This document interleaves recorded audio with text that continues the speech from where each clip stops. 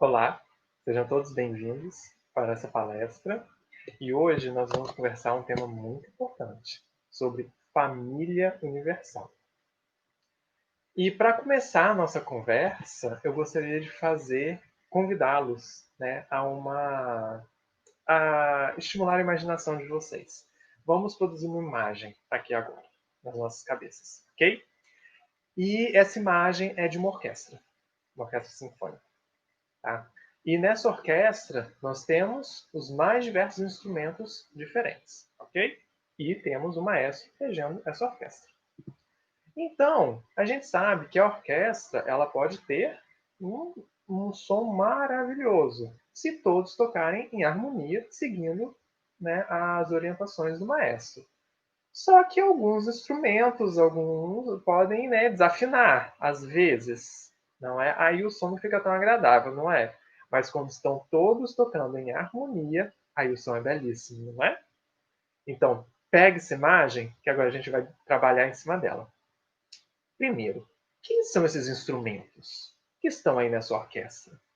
Quando a gente vai analisar de perto a orquestra, a gente reconhece grupos diferentes de instrumentos, não reconhecemos. Nós temos os teclados, e temos as cordas, temos as vozes, temos as madeiras, temos os metais. Só que se a gente for analisar um pouquinho mais profundo esses grupos, dentro de cada grupo desse, também existem instrumentos diferentes. Então vejam só, os teclados, nós temos o piano e o órgão de tubos. Nas cordas, nós temos o violino, temos a viola, temos o violoncelo, temos o contrabaixo, temos o violão, temos a guitarra. Muitos instrumentos, não é? Todos cordas, mas cada um com um som diferente. Da mesma forma, as vozes. Cada um com uma voz, né? Temos os sopranos, temos os contraltos, temos os tenores e temos os baixos. Todos cantando com suas vozes, mas com contribuições diferentes. Temos as madeiras também, o flautim, a flauta, o clarinete. E da mesma forma os metais, o sax soprano, o sax alto, o sax tenor, o trompete e o trombone. Então vejam que sim, os instrumentos eles são agrupados por características incomuns, mas isso não quer dizer que eles são todos iguais.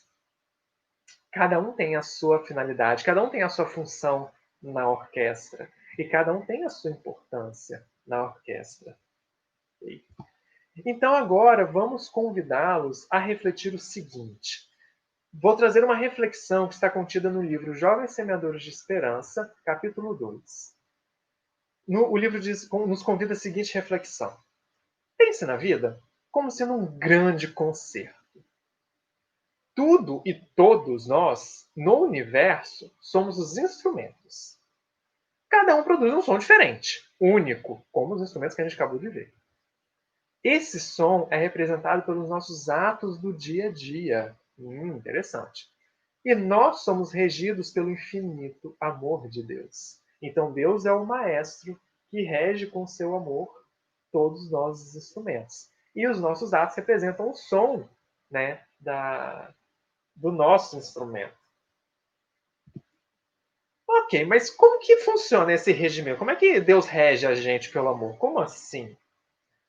Quando a gente recorre ao Livro dos Espíritos, na questão 621, Kardec pergunta onde está escrita a lei de Deus? E os Espíritos respondem na consciência. Então, através das suas leis escritas em nossa consciência, Deus rege a gente. Nós temos a nossa orientação dentro da gente, na nossa consciência. Nós temos as ordens de Deus. E os Espíritos ainda ressaltam no Livro dos Espíritos, na questão 876, que guia mais seguro do que a própria consciência não lhe podia Deus a verdade. Então, o guia, esse regimento, não está em um livro que eu preciso ler, que eu preciso ter acesso. Não, está dentro da gente, está na nossa própria consciência. Olha que regimento maravilhoso é esse que Deus rege a gente. Tá. Se esse regimento está dentro de nós, na nossa consciência, se o amor é uma lei intrínseca ao ser, por que tantos conflitos? E mais do que conflitos, Por que existem tantas guerras aqui na Terra? Afinal de contas, por que a gente desafina? Não é? Porque a gente não está regendo, a gente não está. A ordem de Deus vindo de dentro da gente. Por que a gente desafina? Por que a gente não obedece essa lei, esse regimento de Deus? É a grande pergunta, não é? Então, para a gente começar a refletir sobre essa pergunta, esse questionamento, por que a gente desafina, vamos recorrer ao Evangelho segundo o Espiritismo, capítulo 13, item 10. Aqui, o Evangelho nos ensina o seguinte: Deus, em sua misericórdia infinita, nos pôs no fundo do coração uma sentinela vigilante, que se chama consciência. Escutai-a, e somente bons conselhos ela vos dará. Vocês já devem ter assistido o filme Pinóquio, não já? Se não assistiu, corre para assistir, que é muito bom. Mas por que eu estou citando o Pinóquio? O Pinóquio, ele recebeu de presente da fada madrinha um grilinho falante, não é? O grilinho falante, qual a função do grilo falante? É de orientar o Pinóquio ao que fazer. E o Pinóquio só entra em problema quando ele não escuta o grilo falante. O grilo falante nada mais é do que a consciência que Deus deu a ele, né? No caso do filme, na figura do filme, né? A fada madrinha. Então nós também temos o nosso grilinho falante, que é a nossa consciência que Deus nos deu. E se a gente apenas seguisse as orientações do nosso grilinho falante, a gente não entraria em problema com o Pinóquio. Mas aí os espíritos continuam no Evangelho. Às vezes, conseguis entorpecê-la, entorpecer a nossa consciência, opondo-lhe o espírito do mal.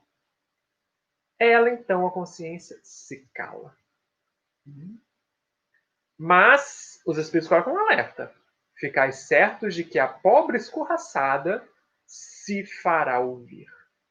Então tá. O que os espíritos estão dizendo aqui?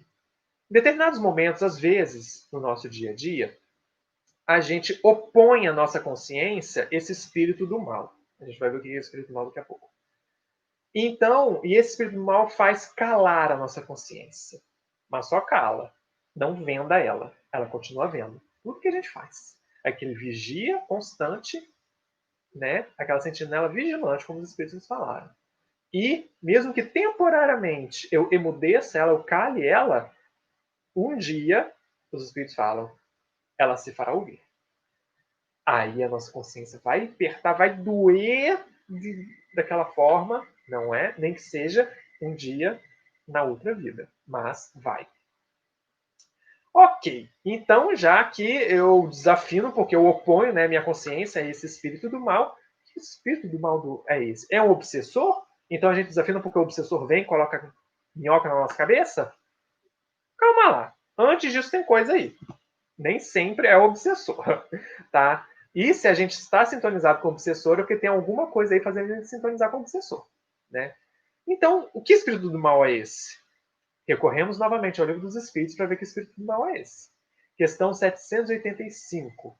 Qual o maior obstáculo do progresso? O orgulho e o egoísmo. Essas duas chagas da humanidade que fazem a gente desafinar, que nos impedem de amar a nós, ao próximo e a Deus. Então, pois é, né? Pois é. Então, sim. É culpa nossa. Sim. Ok. Orgulho e egoísmo. São os principais obstáculos que fazem a gente desafinar. O que é o orgulho e o egoísmo? Vamos refletir agora. Então, agora, no Evangelho segundo o Espiritismo, capítulo 9, item 9, os Espíritos nos convidam a refletir o seguinte: o orgulho vos induz a julgar-vos mais do que sois. Então, vamos pensar aqui, eu e o meu próximo. Então, teoricamente, era para estarmos no mesmo nível, pois ambos somos iguais perante Deus. Ou seja, não que nós somos iguais, nós somos diferentes, cada um tem uma sua individualidade que é construída ao longo das encarnações. Mas, mesmo diferentes, nós somos iguais perante Deus. Como assim? Todos nós somos igualmente dignos do amor de Deus.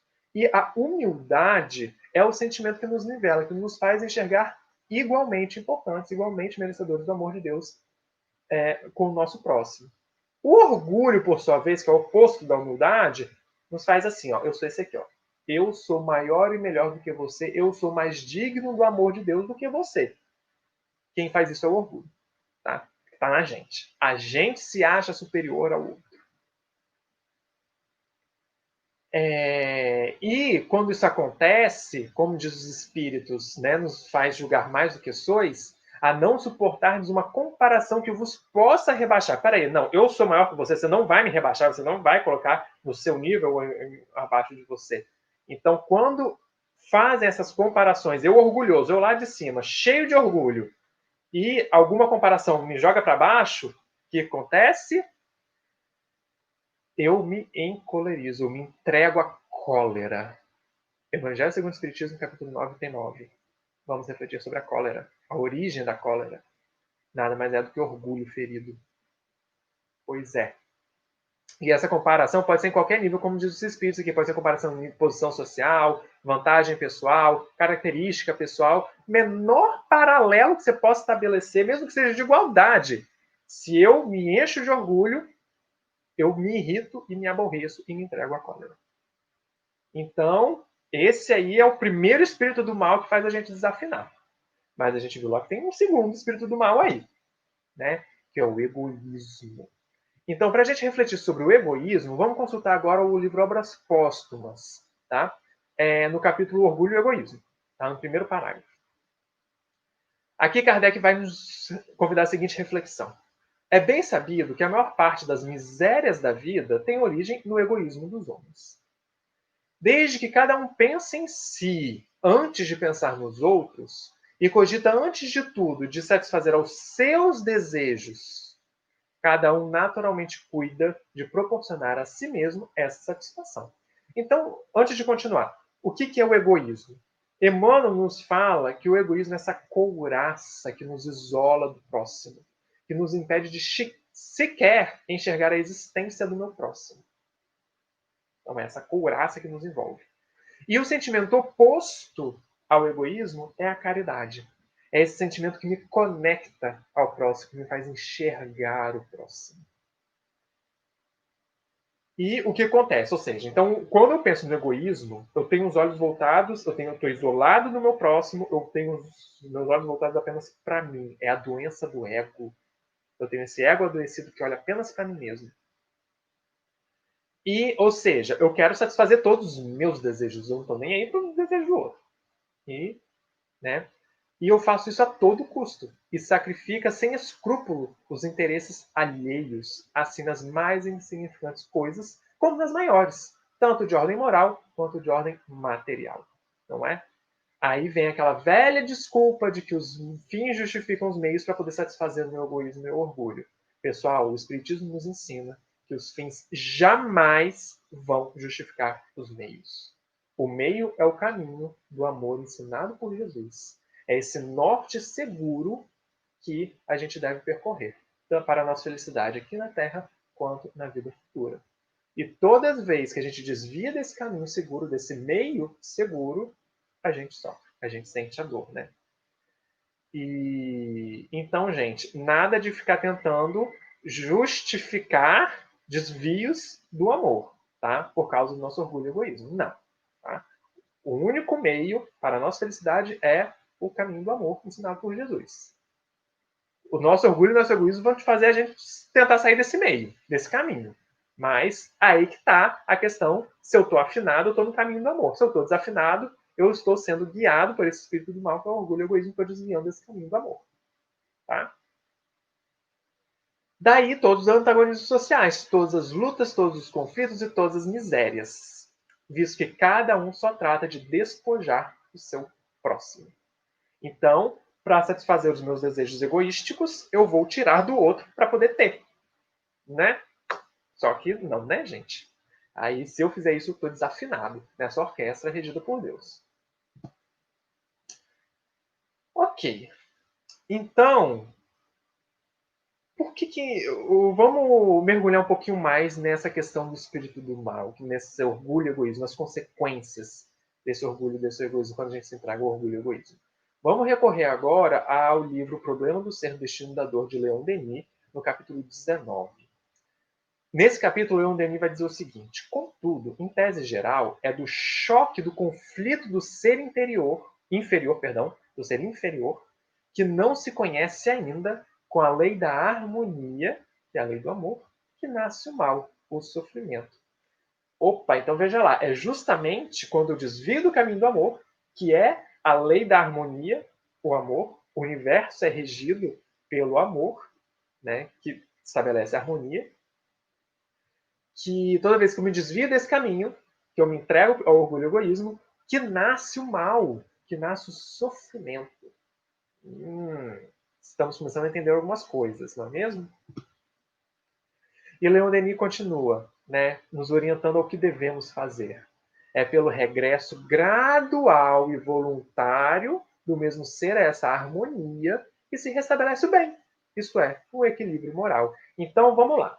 O mal e o sofrimento surgem quando eu me desvio do caminho do amor, seja orientado pelo orgulho e pelo egoísmo. E eu acabo com esse dor, né, eu reestabeleço essa harmonia quando eu volto a este caminho do amor. Ah, então tá. Então nós já sabemos como a gente desafina e já estamos começando a entender como que a gente volta a afinar o nosso instrumento, né? Então, prosseguindo no que a gente deve fazer então para fazer a afinação, né? Como que a gente afina o instrumento. Vamos voltar então ao Evangelho segundo o Espiritismo. Capítulo 12 tem 8. Os Espíritos vão nos ensinar o seguinte: dizendo que apresentemos a outra face àquele que nos haja batido numa, disse sobre outra forma que não se deve pagar o mal com o mal. Então, vamos aqui, os Espíritos estão analisando aquela fala de Jesus que nos ensina a, se bate numa face, a gente deve mostrar a outra. O que isso significa? Ou seja, a gente não deve mostrar a mesma face, ou seja, se fizeram mal com a gente não deve fazer o mal com o próximo, a gente não deve se vingar do próximo, ok? O que a gente deve fazer então? O homem deve aceitar com humildade tudo que seja de molde a lhe abater o orgulho. Nossa, aí dói, não é? Porque o nosso orgulho ferido, o que acontece? A gente tende a se entregar à cólera, lembra? Então, só que a orientação é essa, gente. Então, não é se entregar à cólera, mas aceita com humildade. Tá com orgulho ferido? Machucaram seu orgulho? Aceita com humildade. Não se entrega à cólera. Voltando aqui à fala dos Espíritos no Evangelho. Maior glória lhe advém de ser ofendido do que de ofender. De suportar pacientemente uma injustiça do que de praticar alguma. Que mais vale ser enganado do que enganador. Arruinado do que arruinar os outros. Então, gente, se alguém fez algum mal para nós, esse alguém que contribuiu um débito, uma dívida com a lei de Deus. Ele que vai ter que se entender com Deus. Não eu. Ou seja, o problema é dele, não é meu. Agora, se eu retribuo na mesma moeda, se eu mostro a mesma face, se eu faço mal ao meu próximo, a quem está adquirindo uma dívida com Deus sou eu. Aí quem vai ter que se entender com Deus sou eu. Tá? Aí o problema passa a ser meu. Se eu, pelo contrário, aceito com humildade, aí o problema do outro, eu estou tranquilo com a lei de Deus. Então, prosseguindo. Voltando agora ao Livro dos Espíritos, um comentário de Kardec após a questão 917. Kardec nos convida a seguinte reflexão. O egoísmo é a fonte de todos os vícios, como a caridade, que é o sentimento oposto, o é de todas as virtudes. Destruir o egoísmo e desenvolver a caridade, tal deve ser o alvo de todos os esforços do homem, se quiser assegurar a sua felicidade neste mundo tanto quanto no outro, no futuro. Tá? Ok. E Emmanuel ele vai reforçar essa fala de Kardec no livro Fonte Viva, lição 24.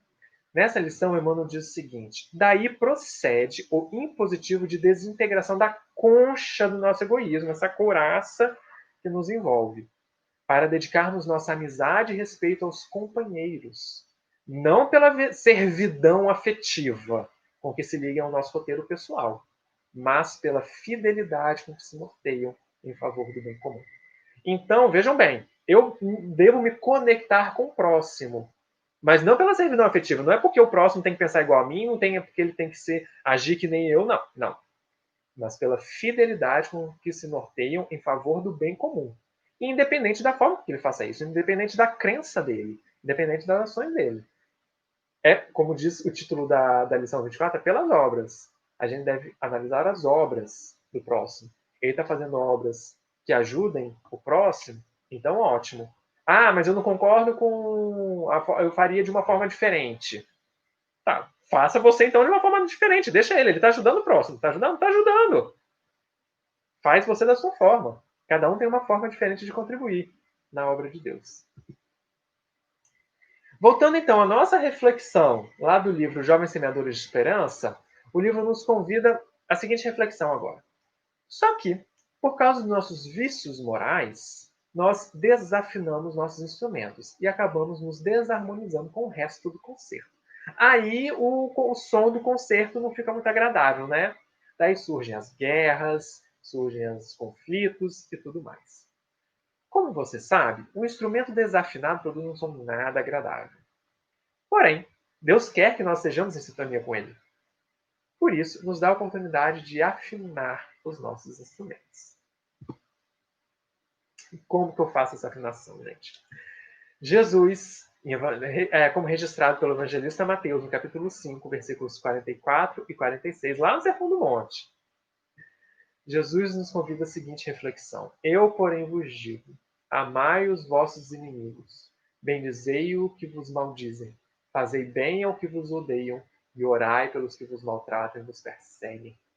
Pois somente amardes o que vos amam, e recompensa tereis disso. Pois é, amar o próximo, né, que age e pensa que nem a gente é fácil, né? Como diz Emmanuel na lição 24 do livro Fonte Viva. Quero ver agora amar o inimigo. Aí complica, não é mesmo? Mas esse é o convite. Devemos amar os nossos inimigos. Porque senão, que meta a gente teria de amar só quem age, só dos nossos amigos? Ok, então como que eu faço para poder me ajudar nesse caminho de amar o meu próximo? Amar, inclusive, que o meu próximo inclui meus amigos e meus inimigos, ok? E o próximo é a humanidade inteira. E então como que a gente faz isso? Como que eu faço para, quando eu tiver meu orgulho ferido, eu não me entregar à cólera? Como que eu faço isso?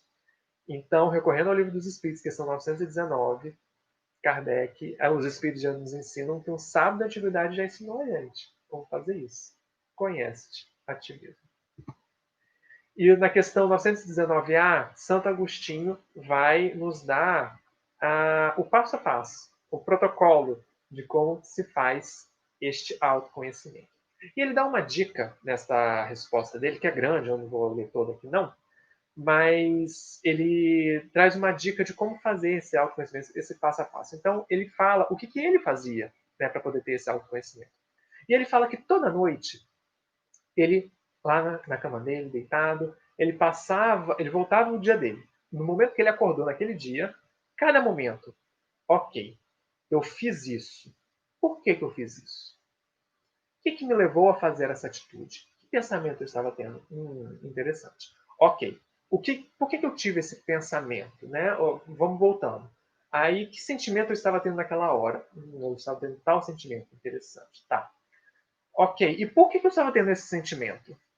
Tá? Vamos entender. E vai sempre voltando. O porquê, o porquê. O porquê das ações, o porquê dos pensamentos, o porquê dos sentimentos. E vai na raiz da causa. E isso para cada ação do seu dia. É muita coisa? É muita coisa. Você não precisa fazer só no final do dia, não. Comece fazendo só no final do dia, como ele fazia. Aí você faz dos principais ações suas durante o dia. Mas aí, quando você vai pegando a prática, isso passa a ser constante, rotineiro, momentâneo. Às vezes, na hora mesmo, você já faz. Você faz alguma coisa e, pera, por que eu fiz isso?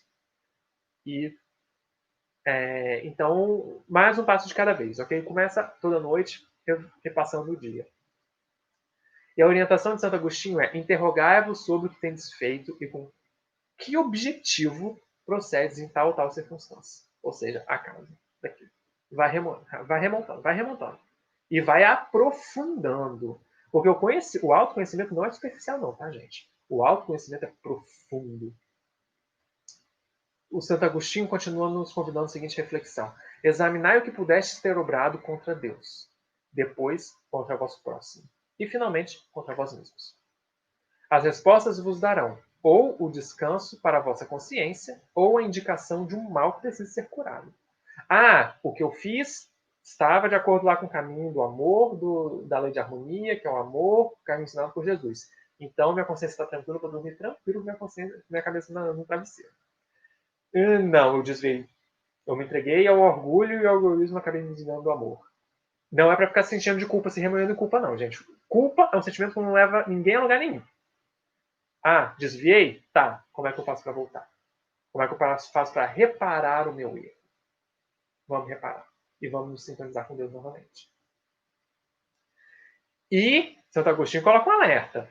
Não desprezeis a opinião dos vossos inimigos, porquanto esses nenhum interesse têm em mascarar a verdade. E Deus muitas vezes os coloca ao vosso lado como um espelho, a fim de que sejais advertidos com mais franqueza do que faria um amigo. Um amigo muitas vezes não fala dos nossos equívocos, dos nossos erros. Às vezes até fala, mas os inimigos com certeza vão te alertar. E isso tem muita relação com o que o espírito Joana de Ângeles fala no livro Ser Consciente, no capítulo 26. Aqui nesse capítulo, a mentora vai dizer o seguinte sobre os mecanismos de escape do ego, de fuga do ego. E um mecanismo específico é o de projeção. Então a mentora vai dizer o seguinte: toda vez que alguém combate com exagerada veemência determinados traços do caráter de alguém, ou seja, quando alguma característica do outro me incomoda tanto, me incomoda muito, é por que isso acontece? Porque eu estou me projetando nele. Transferindo do eu que o ego não deseja reconhecer como deficiente, a qualidade negativa que lhe é peculiar. Então, se tem alguma coisa no outro que está me incomodando, é porque aquilo está em mim. Então, novamente, gente, a doutrina espírita nos ensina a reforma íntima, não a reforma alheia. E, infelizmente, a gente tem a tendência de tentar fazer a reforma alheia, né? Só que não dá certo. Aí vem a briga, vem o descontentamento, porque não funciona, gente. Não dá para fazer reforma alheia. A reforma é íntima. E então, gente, como diz a mentora Joana de Ângeles, torna a sua vítima um espelho no qual se reflete inconscientemente. Há uma necessidade de combater nos outros o que é desagradável em si. Mas o combate tem que ser íntimo. A reforma é íntima, não é? Então, fica aí o convite. Voltando, então, à lição 24 do livro Fonte Viva, o mentor espiritual humano vai, então, nos falar que todos nós experimentamos a tendência de consagrar a maior estima apenas àqueles que leiam a vida pela cartilha dos nossos pontos de vista. Não é? Que pensam e agem como a gente. O nosso devotamento é sempre caloroso para quantos nos esposam, os modos de ver, os hábitos enraizados, os princípios sociais. Não é? Como a gente vive isso.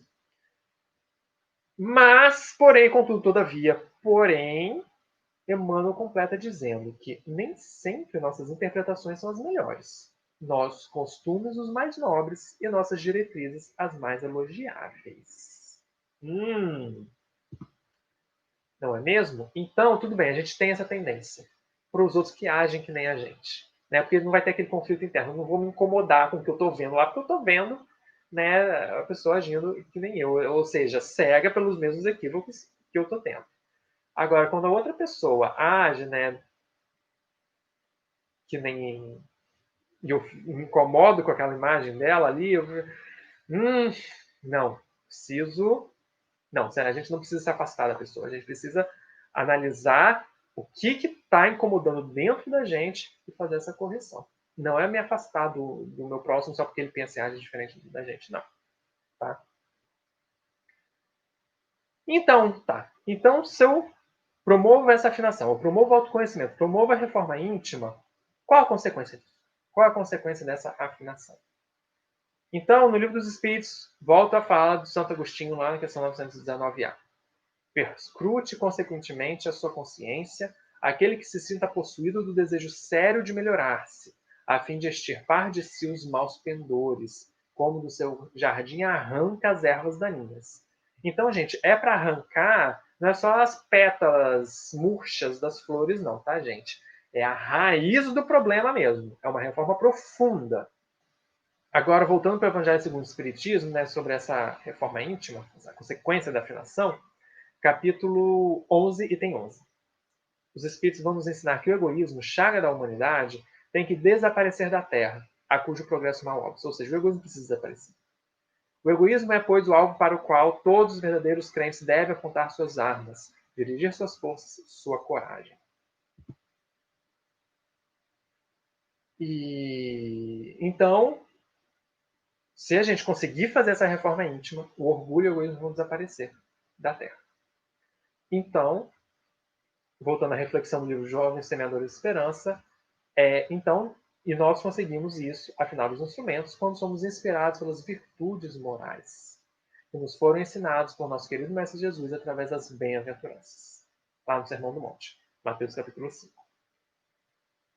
Mais uma vez afinados, o som dos nossos instrumentos volta a ser belíssimo, ou seja, uma vez afinado no caminho do amor, o som volta a ser belíssimo, os nossos atos voltam a ser belíssimos. Entramos novamente, então, em sintonia com a sinfonia de amor do divino concerto da vida.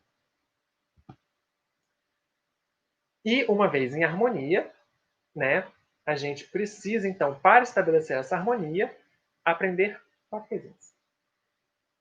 Então, baseando-se nos 4 pilares da educação da Unesco, o aprender a conhecer, aprender a conviver, aprender a fazer e aprender a ser, nós vamos traçar alguns passos aqui, que já vão encaminhar para a finalização da nossa palestra, e para a gente estabelecer essa harmonia novamente, para a gente afinar os nossos instrumentos. Então, primeiro, aprender a conhecer. Eu preciso aprender a conhecer o meu próximo.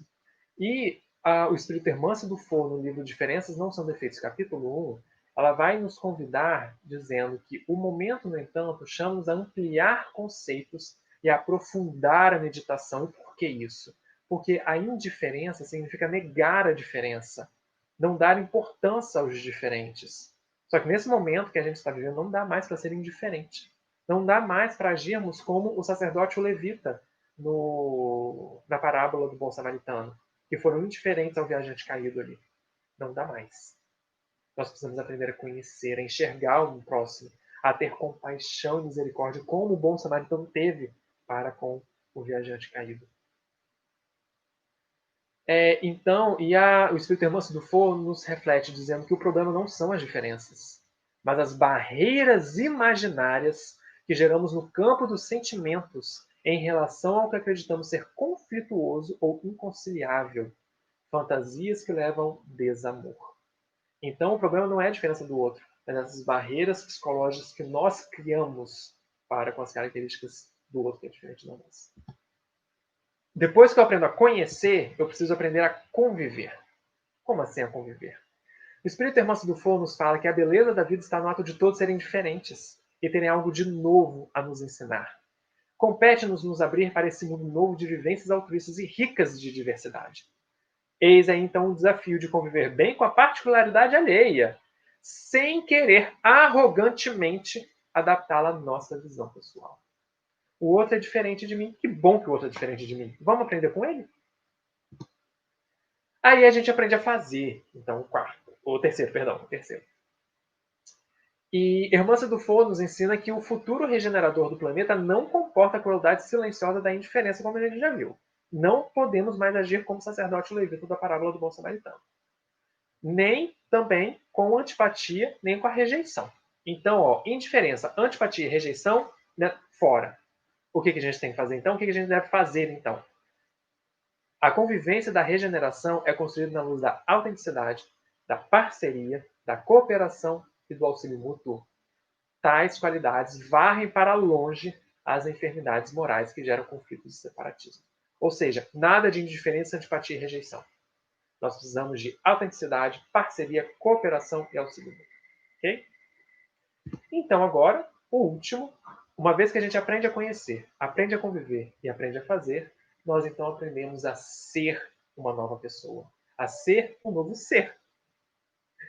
E a mentora Hermância do Fogo nos ensina que a questão da superação das diferenças está em vencer a si mesmo e não ao outro.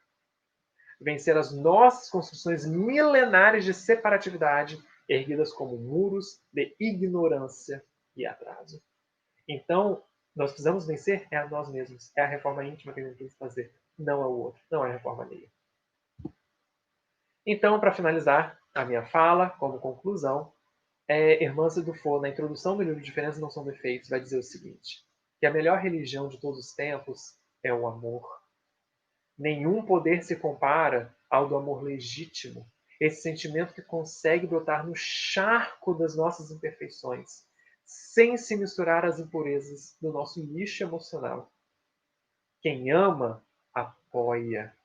Quem ama, compreende os diferentes e aceita as diferenças. Porque diferenças não são defeitos, mas oportunidades de aprendizado. Muito obrigado pela oportunidade de reflexão de hoje.